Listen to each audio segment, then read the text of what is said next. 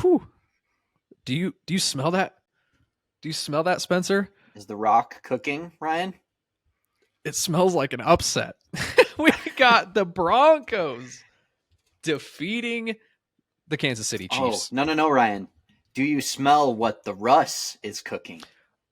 I do smell what the Russ is cooking. Mm-hmm. And it smelled delicious for once. For once. Believe it or not, Spencer, this was Patrick Mahomes' first road division loss in his career. This is the first time that the Broncos have beaten Patrick Mahomes. This is the first time in 17 games that the Broncos have beaten the Chiefs. Yikes. I saw this really funny tweet where somebody said, you can't beat a 17 in a row or something like that. It just made me laugh. Was Taylor Swift at this game, Ryan? She was not. They were left to their own devices, so to speak, as that there one you have NFL it. graphic. Why you think it went that way? No Taylor, no dub. No Taylor, no dub. That they're learning that lesson the hard way. Spencer, from beginning to end, this was kind of a smackdown on Denver's behalf. The Broncos had an opening drive touchdown, which is very rare for both the Chiefs to allow and for the Broncos to have. In fact, it was the first one allowed by Kansas City in 13 games, first opening drive touchdown. There was a nice little screen pass there to Javonte Williams, who had himself a day. This, and to me, there are two major keys to victories for the Broncos for this game. They got the run game going early, and they did not let off the pedal. The run game was absolutely critical in this victory. Javonte Williams is finally coming onto the scene as a premier running back, as many have suspected that he was. And the second one was really I think that creating mismatches on the defensive line and generating pass rush from those mismatches. We'll get into that film later. But to me, those were the two major keys to victory here, is that the Broncos ground game was completely dominant through the game. And they were able to really use some creative pass rushing techniques to just create mismatches that really such as you'd expect in a cold weather game, right? Right, exactly. There was no snow. There was no snow on the ground, but the Colorado did get a lot of snow previous to this. In fact, I don't know if you knew this, but the Broncos Stadium has 20 miles of pipe underneath the field to heat it, so that there's no snow on the ground. Whoa, I didn't know that. That's really cool. I also didn't know that. They were talking about that on the broadcast. Yeah, this was just a really impressive victory. This is coming off the heels, I believe it was 2 weeks ago, when Vance Joseph's defense also put up a really, really good game against Mahomes the first time. Mahomes did, according to some reports, have the flu. Had been taking IV up to this game. No flu game for him. Should have stayed home. I guess he's not better than Jordan after all. No Jordan. Mahomes, no Jordan. That's his name. Yeah, very convincing victory for the Broncos here from beginning to end. I think they held them to there was like 9 points in the first half. Another thing that I noticed was that there was a lot of times where they were shifting Pat Surtain to be lined up against Kelsey one-on-one, and Pat Surtain was a major key to this game as well, because whoever they lined him up against was just a no-fly zone. And I thought it was a really interesting choice just based on framing and size, that they were moving Pat Surtain to cover Kelsey a lot one-on-one. But whenever Pat Surtain was covering Kelsey, there was not much happening. Really interesting technique there, because you wouldn't see somebody put like Sauce Gardner on Kelsey and see very good results throughout the whole game. That just goes to show how good Pat Surtain is, how actually insanely good he is. There was a couple moments where Russ is going to do Russ things, holding onto the ball too long. Like there was that Karlaftis strip sack recovery. Who had a hell of a game. Karlaftis with 2.5 on the day. Yeah, great game. But Denver defense was able to hold him to 3 points after that. Later on, they were just able to get to Mahomes consistently through the game. Just the pass rush was getting home over and over again. There were several moments in this game where Russell held on to the ball too long, but whenever that happened, the Broncos defense was able to hold back the onslaught in a way that we haven't seen somebody hold the Chiefs back in a long time. The 2-5 Broncos take down the Chiefs. Spencer, what are your thoughts on this game? Well, my thoughts are, Russell Wilson has been playing much more like the Russell Wilson of old. He's certainly returned to form. As I will say, I did predict this. I did predict that he would be much closer to the Russ they paid for and bargained for getting than the Russ they had last season, and that's been the case. And I really love what you said about the run game, Ryan, because, again, something that really, really stood out to me prior to the season starting, Sean Payton said, before he was even the coach of the Broncos, this was on a broadcast, right? Right. He said, if I was coaching Russell Wilson, I would pull up film of every single touchdown Russell Wilson threw, and I would make sure that play was in our playbook. Right. and that being said, I think it translates to a broader point that what he's saying is that what the Seahawks were doing with Russell Wilson at the helm is a lot of what they're trying to implement here with the Broncos to get him back to form. Right. Ironic, I know, because Russell Wilson left Seattle to be the man, go LARP as Patrick Mahomes, essentially. And it's kind of funny to me, but at the end of the day, I'm happy for Russ, truthfully. Same. I was very happy to see them be horrific last season, but at the end of the day, I still have a lot of really positive feelings for the guy. I mean, he won us our first Super Bowl ever in franchise history. We will always owe that to him. But that being said, on a rookie deal, that was nice of him. Right. You look at his stat line here, Ryan. They only allowed him to pass 19 times in this game. Yep. He was 12 of 19 for only 100 yards and threw 3 touchdowns. Yeah, threw 3 tutties. Yeah, like you said, Javonte Williams led the charge here. He has been, I don't know what happened since he had to miss time again and come back, but since he's returned, he looks just like Javonte, of his rookie season, and kind of just the phenom that he is as a running back. Yep. Running physical, running aggressive, running downhill, running dudes over. 27 carries on the day. I mean, they're not shy at all to load him up in this game. Not the healthiest per carry average, but, when you get that kind of volume, the efficiency is bound to fall off a little bit. And it was really interesting, some of the personnel decisions that they were deciding to give him the ball on. I noticed that there was a lot of times where they were running like an old school, like 2 tight end set, 1 wide out, but put Judy or Cortland Sutton out there. And like they were doing that for most of the first half, and they were doing it to really great success. They were able to keep some drives alive. I also think it's interesting here to note in the box score that even though Jaleel McLaughlin only got the ball 4 times, he still racked up 33 yards. That's 8.2 yards a carry, Spencer. I mean, if that's your third down back where you have to go in some situations on, third and short, and he's averaging over 8 yards a carry, you're just going to have some success sustaining drives, in my opinion. I mean, I'm a fan of Jaleel McLaughlin. I think he's a great change of pace option for them now. He was a really good find as a late pick. Yeah. Cortland Sutton and Jerry Jeudy finally getting some life into them, it seems, especially in the first quarter, or excuse me, in the first half here. Jerry Jeudy had himself a nice touchdown, and as well as Cortland Sutton had a nice one-on-one catch in the end zone. They always talked about they were talking about in the broadcast a lot about how he's like one of the best red zone targets. This is a guy you really want to watch out for in the red zone. I don't know where they've been getting that, what year they've been getting that, but in my opinion, we haven't seen that Cortland Sutton in a while, and he showed up for this game in Kansas City. What are you talking about? He has been a walking touchdown all season. I think he might lead the league at the position. No, there's no way. That's cap. Let me look at this. That's not cap. I own him in fantasy.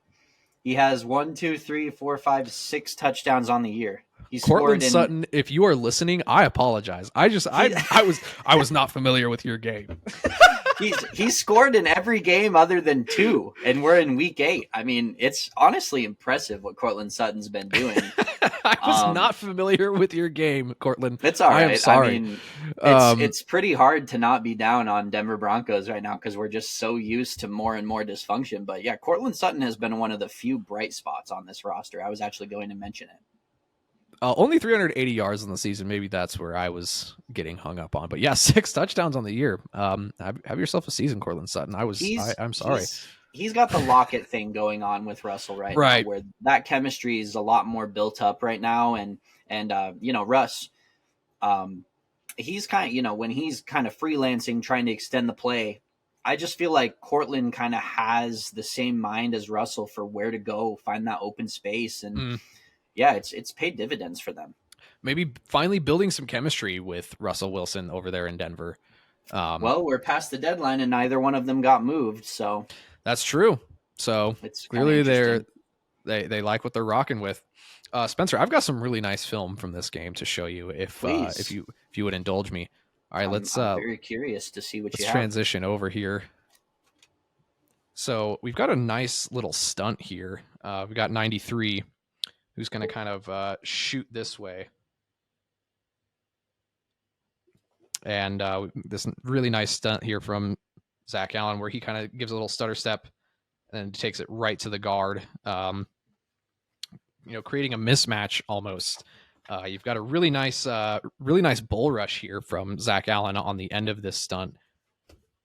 Pushes him directly backwards. Also, Zero gets home there at the end as well, which doesn't help circumstances for Patrick Mahomes here, but you got to love this motor from Zach Allen here off of the stunt, just pushing this man backwards and folding into Patrick Mahomes.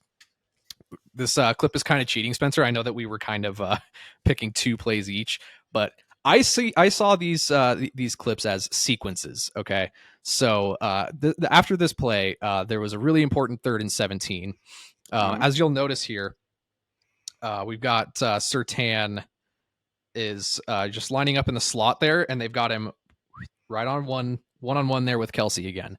Switching to Kelsey in this 3rd and 17, I think, is tantamount to this play success.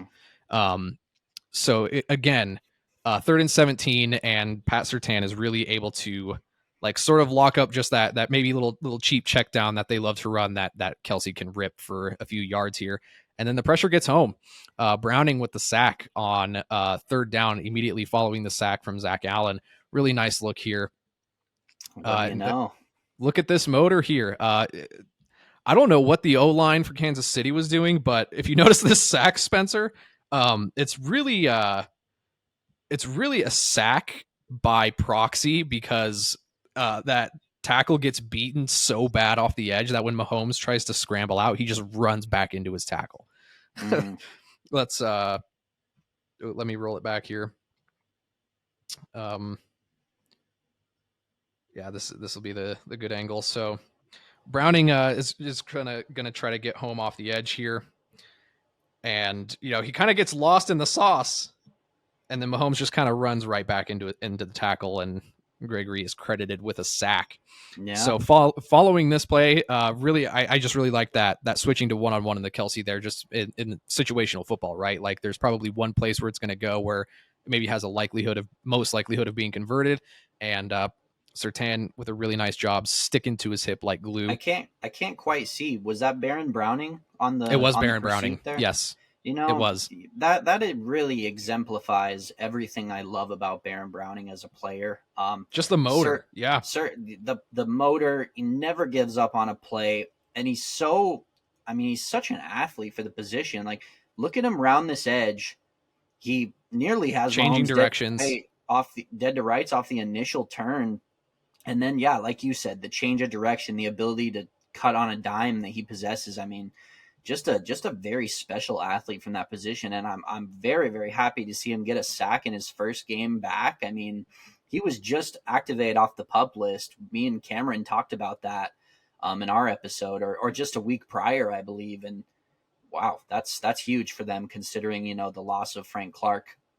Pass rush up front has been a major, major issue from the Broncos. And then again, like you said, I can't believe I'm saying it, but a little credit to the defensive coordinator here, Vance Joseph. No doubt about it. Getting creative on the pressure packages, running more stunts.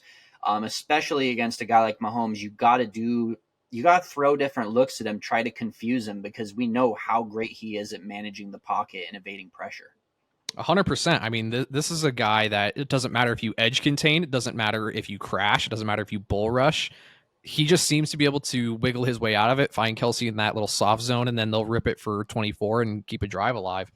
I just wanted to note here on the following play, 3 plays in a row, Spencer, the pass rush got home. This was the last play from scrimmage from the Chiefs here. It was just a nice pass rush got home, followed by a Justin Simmons pick.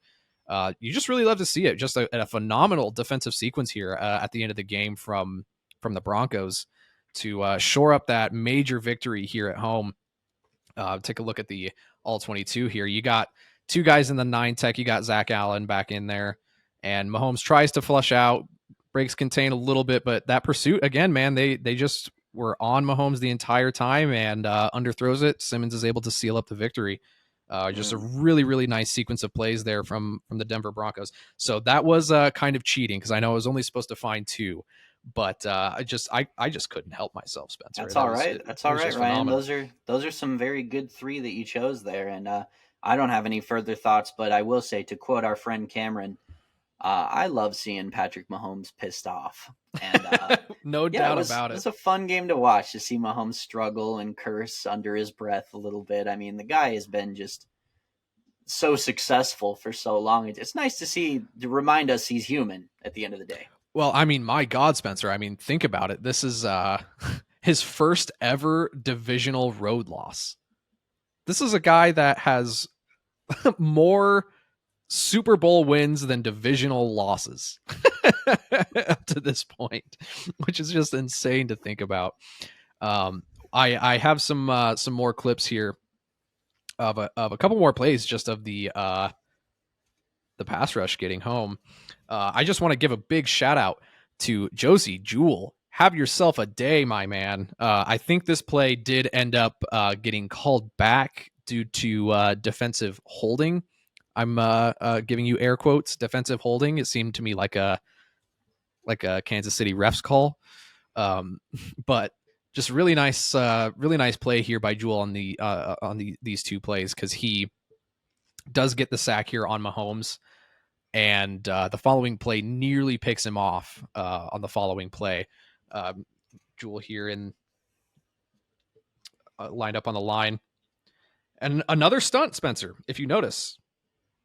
Mm-hmm. Let's take this back just a little bit. Yeah, you've got your D linemen here are just way out wide. Zero's playing the 9 tech, 54 playing the 9 tech, and Zach Allen playing just straight up on the nose. Maybe this guy's playing some sort of 6I or maybe 7 tech, or excuse me, maybe hard to tell. But then you got the 2 linebackers here stunting.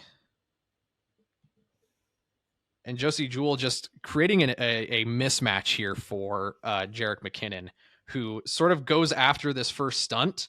And then as Jewell sort of rushes the other side of the A gap there, it's just game over.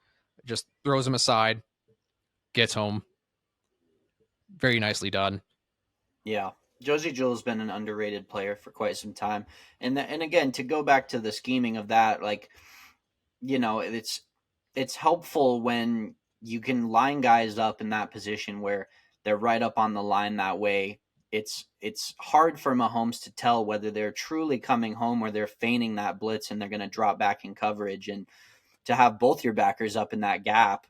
Yeah, but right, moved up here into the double A gap. And you see it more often than not that, these backers, they'll back off, maybe go to some sort of cover 2, play some zone, but they were not afraid to send the heat, and that's a major reason why they were able to come away with the victory here. Vance Joseph, maybe he's hearing all that smack getting talked, came to play in this one. And I'll just move this clip up forward a little bit. Just thought it was nice back-to-back plays from Jewell here. There's a little tip pass from the middle of the field that he was almost able to snag. Yeah, just great sequencing, great play calling, great execution by the Denver front 7. Major reason why they were able to hold out the victory here and put a stamp on their W at home. against their former division champs.